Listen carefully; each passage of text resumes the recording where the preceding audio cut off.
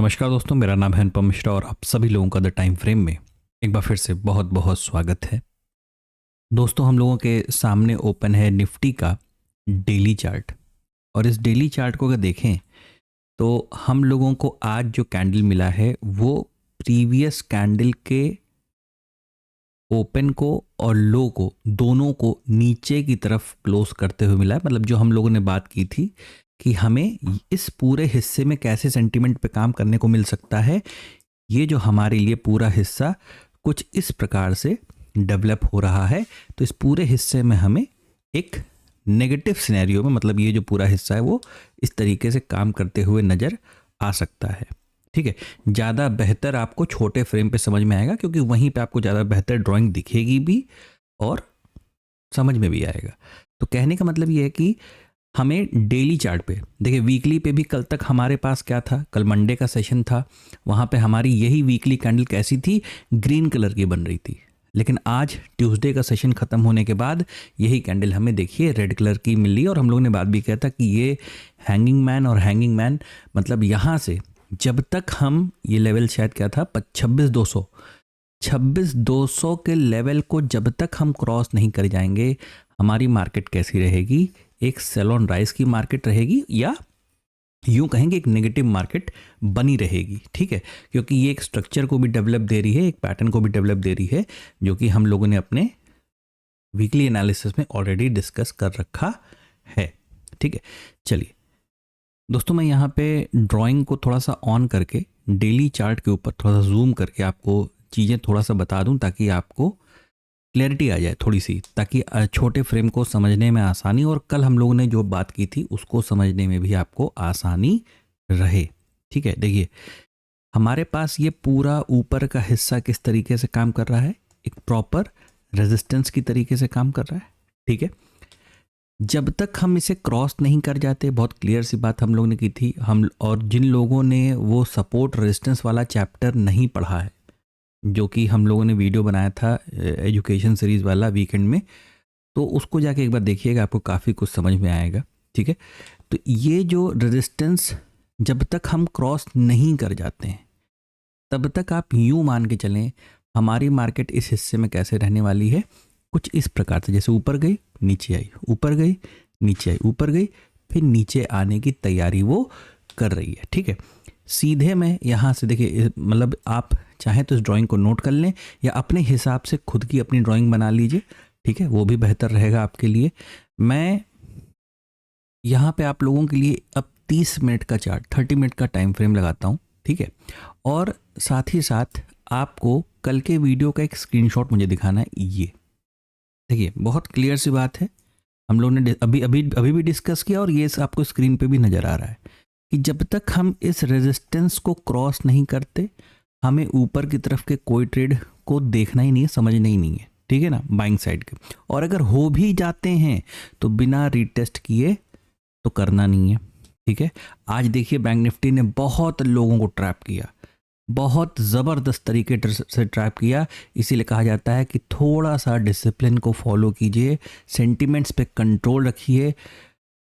पता नहीं कौन सी जिद पाल रखी है आप लोगों ने कि सबसे पहला सौदा मेरा जाना चाहिए एक्सचेंज पे।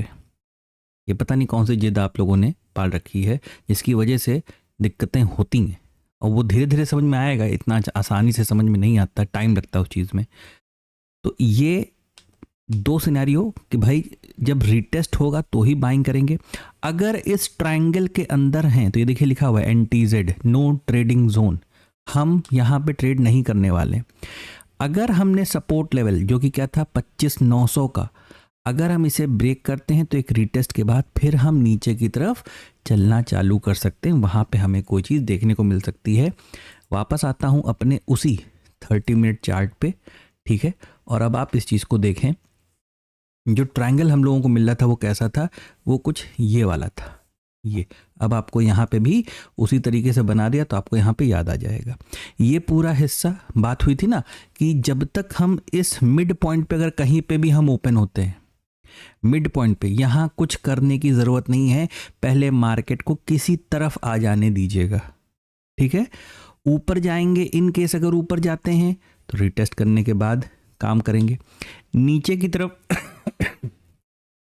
माफ कीजिएगा, नीचे की तरफ अगर 25,900 का लेवल तोड़ते हैं तो फिर पहले ब्रेक होगा, रिटेस्ट करेगा और फिर नीचे की तरफ जब आएगा तो ही ट्रेड को प्लान करने की कोशिश कीजिएगा।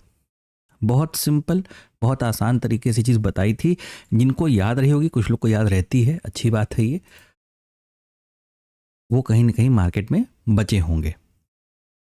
और जैसा कि ये भी एक डिस्कशन का हिस्सा था कि आज का सेशन कैसा होगा, थोड़ा सा ट्रिकी होगा। आप लोग को याद आ रहा होगा कि अगर मार्केट हमारी डायरेक्ट खुल के यहाँ सपोर्ट लेवल तक आ जाती है तो इस सपोर्ट लेवल की तरीके से तुरंत बाइंग करने मत बैठ जाइएगा, क्योंकि ये जो आपको दिखा था ना, ये जो यहाँ पे मार्केट सपोर्ट से वापस ऊपर गया था, वो सिर्फ ट्रेंड लाइन को नॉर्मलाइज करने के लिए गया था, जो कि हमारी पहले ऐसे बन रही थी, अब वो ऐसे बन रही है।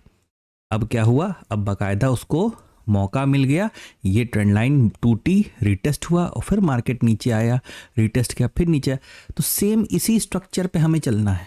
आप यूं करें, देखिए अभी आपको दिखेगा, ये देखिए मैं इसे थोड़ा सा ऊपर कर लेता हूँ यहाँ पे, ठीक है।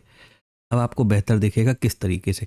अगर आप मुझे इजाज़त दें तो मैं इसको हटा दूँ, क्योंकि इसका काम ऑलमोस्ट ख़त्म है। और एक चीज़ और देखिए, हमारे अपने एक सब्सक्राइबर हैं, उनका एक सवाल था, इनफैक्ट दो लोगों का सवाल था। मैं एनालिसिस के वीडियो में भी उनको जवाब देना भूल गया, एजुकेशन वाले में भी भूल गया, मैं उसके लिए तहे दिल से माफ़ी चाहता हूँ। देखिए उनका सवाल ये था, जो लोग इसको जानते हैं और नहीं सुनना चाहते हैं तो वीडियो को एक या 1.5 मिनट लगेगा, आप वीडियो को आगे बढ़ा लीजिएगा, ठीक है। देखिए सवाल उनका ये था कि मैंने एक ट्रेंड लाइन या ट्रेंड जोन ड्रॉ किया था कुछ इस प्रकार से, एक सेकेंड, मैंने कुछ इस प्रकार से ड्रॉ किया था, ऐसा कुछ ऐसा, ठीक है। तो उनका ये सवाल था कि आपने यहाँ पे इसे ऐसे क्यों ड्रॉ किया, ठीक है। देखिए देखिए ट्रेंड लाइन, ट्रेंड जोन जब आपको लेवल्स मैच कर जाते हैं, अगर आपको 2 या 3 लेवल्स आसानी से मैच करते हुए दिखाई दे रहे हैं तो आप वहाँ पे, जैसे होता है ना, अगर हम सिर्फ जवाब ये था कि किसी ट्रेंड की शुरुआत जब होती है, किसी ट्रेंड की शुरुआत होती है तो हम वहां से ट्रेंड लाइन बनाना चालू करते हैं, ठीक है। लेकिन अगर आप सपोर्ट रेजिस्टेंस वाला चैप्टर पढ़ोगे तो उसमें बहुत क्लियरली ये चीज मेंशन की हुई है कि जब भी मार्केट का एक सपोर्ट जोन होता है तो उसका कहीं ना कहीं एक रेजिस्टेंस जोन भी होता है, ठीक है। तो बिल्कुल उसी तरीके से अगर मार्केट आपकी यहाँ पे कुछ इस तरीके से चल रही है तो देखिए वो अपना एक चैनल यहाँ पे भी बनाते हुए चल रही, जो कि किस तरीके से काम कर रहा है, एक रेजिस्टेंस की तरीके से, ठीक है। तो ये है उस चीज़ का जवाब। अगर आपको, जैसे कि अभी मैं देखिए मैं वही चीज़ फिर से कर रहा हूँ, मैं वही चीज़ देखिए फिर से बना रहा हूँ, क्यों? क्योंकि मुझे मार्केट वो हिस्सा दे रहा है बनाने के लिए, इसलिए मैं बना रहा हूँ। इसका कोई पीछे कोई प्रॉपर लॉजिक या वो नहीं है कि आप ऐसा कैसे, मतलब क्यों आप इसको बना रहे हैं, नहीं। हम भाई, हमें अगर मार्केट ये सुविधा दे रहा है तो हम इसको इस तरीके से, कुछ इस तरीके से हम बना रहे हैं। और अब इससे पता क्या होता है, इससे देखिए, अब आप अगर इस चीज़ को देखेंगे तो आपको लगेगा ये तो बहुत ज़्यादा शार्प है ना, बहुत ज़्यादा शार्प है, तो बहुत अच्छी बात है। हम अगर मार्केट के एक मेजर डाउन ट्रेंड में चल रहे हैं, शिफ्ट हो रहे हैं, जो कि हमें स्क्रीन दिखा रही है उस हिसाब से, क्योंकि हम अपना ट्रेंड अब कब चेंज करेंगे, जब ये वाला चैनल या ये वाला जोन जब हम ब्रेक करेंगे, रिटेस्ट करेंगे और फिर कंटिन्यू करेंगे, तब हम अपना ट्रेंड चेंज कर पाएंगे ना। फिलहाल हमारा ट्रेंड कैसा है कि जब जब हम ऊपर जा रहे हैं हम गिरने लग रहे हैं नीचे की तरफ। तो ठीक है, जो मार्केट दिखा रही है वही हम कर सकते हैं। इसीलिए कई बार बोला गया है कि एनालिसिस में और स्क्रीन में फर्क होता है। अगर आपकी एनालिसिस और स्क्रीन दोनों सेम हो गई किसी दिन, बस वही दिन आपका ट्रेड होगा, वरना ट्रेड नहीं होगा, सिंपल। तो अगर कल की डेट में मार्केट मान लीजिए एक अचानक से किसी न्यूज़ की वजह से या किसी वजह से अचानक से कोई गैप अप दे दे, कोई गैप अप दे दे, तो तुरंत बाइंग के लिए नहीं बैठ जाना है, ठीक है। तुरंत बाइंग के लिए नहीं बैठ जाना, हमें क्या करना है, उल्टा एक ट्रेड हम प्लान कर सकते हैं नीचे की तरफ का, उल्टा एक हम ट्रेड प्लान कर सकते हैं नीचे की तरफ का, ठीक है। अगर मान लीजिए मार्केट कहीं फ्लैट ओपन होता है, ठीक है, और दोबारा अपने इस सपोर्ट, जहां तक ये आज आया है, ठीक है। एक बेहतर ट्रेड पता है कहाँ से निकलेगा? जब मार्केट गैप अप या फ्लैट ओपन होगा। जब मार्केट गैप अप या फ्लैट ओपन होगा तो बेहतर ट्रेड निकल के आएगा।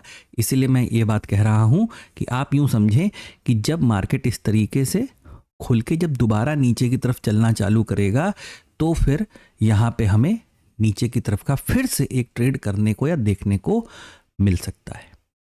तो अभी फिलहाल अपनी मार्केट को कैसा रखना है? सिर्फ सेल ऑन राइज की मार्केट को रखना है। कब तक रखना है?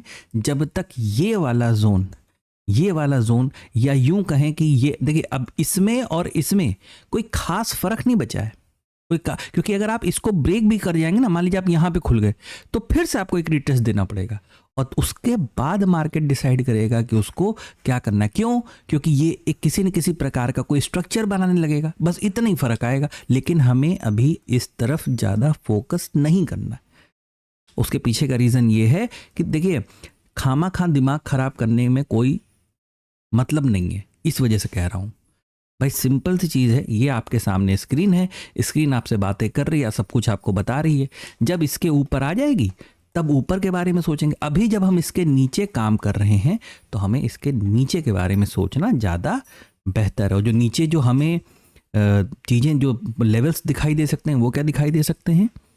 सिर्फ 2 लेवल्स अभी फ़िलहाल लेके चलते हैं 50-50 पॉइंट्स पे, क्योंकि तब तक हम क्या करेंगे, हम लोग उसके करीब आ जाएंगे, सपोर्ट के भी करीब आने लगेंगे। तो 25,850 आपको दिख रहा है, 25,800 और 25,750, ठीक है। ये लेवल जो हैं ये आप मान के चलें। यहाँ पे मैं इस तरीके से यहाँ बता दे रहा हूँ, ये ठीक है। ये जो लेवल्स हैं ये भी हमें मार्केट में कहीं ना कहीं देखने को मिल सकते हैं। लेकिन अच्छा ट्रेड तभी डेवलप होगा जब एक गैप अप या फ्लैट ओपनिंग मिलती है और उसके बाद हम फिर से सपोर्ट को ब्रेक करते हुए नीचे की तरफ आते हैं। सीधे चलते हैं बैंक निफ्टी की तरफ, ठीक है। और बैंक निफ्टी के चार्ट पे मैं यहाँ पे 1 घंटे का चार्ट लगा रहा हूँ इस वजह से, ताकि सारे कैंडल्स सब कुछ एक फ्रेम में आपको दिखाई दे। देखिए हम लोग ने क्या बात किया था, अभी फ्रेम को छोटा भी करेंगे, परेशान ना होइए। हम लोगों को इस ट्रेंड लाइन के ऊपर क्या मिला? एक ब्रेकआउट मिला। ब्रेकआउट के बाद क्या होता है? ब्रेकआउट के बाद एक रिट्रेसमेंट होता है। और हम लोगों ने क्या बात की थी कि अगर मार्केट यहां पे रिटेस्ट करने के लिए आया तो ये अपने चरित्र के अगेंस्ट चले। चरित्र मतलब कि ये ब्रेकआउट दे चुका है तो इसमें एक बुलिशनेस आ गई होगी, और यहां पे मार्केट अगर रिट्रेस करेगा तो वो अपने चरित्र के अगेंस्ट चलेगा। मतलब ये रिटेस्ट करने के बाद जब दोबारा ऊपर की तरफ निकलना चालू करे तो आप बाइंग साइड के ट्रेड को प्लान करने की कोशिश करिएगा। लेकिन ऐसा कुछ हुआ ही नहीं, मार्केट इस पूरे एरिया में रुका ही नहीं, वो सीधे एक गैप डाउन ओपनिंग दिया। इसके पीछे का रीज़न बस इतना है कि रुपया बहुत बुरी तरीके से कमज़ोर होता जा रहा है, ठीक है ना। रुपया बहुत बुरी तरीके से कमज़ोर हो रहा है, उसका ये आपको रिजल्ट है कि 1 घंटे के चार्ट पे आपको एक भी ग्रीन कैंडल बैंक निफ्टी पे नहीं दिखाई दे रही है, ठीक है। तो इसमें अब कुछ करना ये पड़ेगा कि भाई अब यहाँ पे थोड़ा सा एडजस्टमेंट करना पड़ेगा। वो एडजस्टमेंट क्या होगा कि जब बीआरसी फेल होता है तो एडजस्टमेंट करना पड़ता है। तो अब ये ट्रेंड लाइन अब कुछ इस प्रकार से हो गई है। ये ट्रेंड लाइन अब कुछ इस प्रकार से हो गई है। देखिए मैं इसको यहाँ पे अब 30 मिनट के चार्ट पे कन्वर्ट कर दे रहा हूँ, ठीक है। और ये जो हमारे लिए, ये जो पहले से एक हमारा रेजिस्टेंस था जो कि कई 1-2-3 दिन से हमारे लिए सपोर्ट का काम कर रहा है, तकरीबन आज भी उसने सपोर्ट का काम किया है। बस यहाँ पे आपको थोड़ा सा इसे सही से लगाना पड़ेगा कुछ इस तरीके से।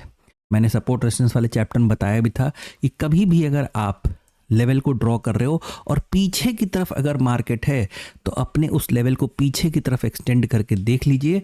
अगर मैच कर जाता है इसका मतलब आपने ठीक बनाया है, बिल्कुल भी परेशानी की ज़रूरत नहीं है, ठीक है।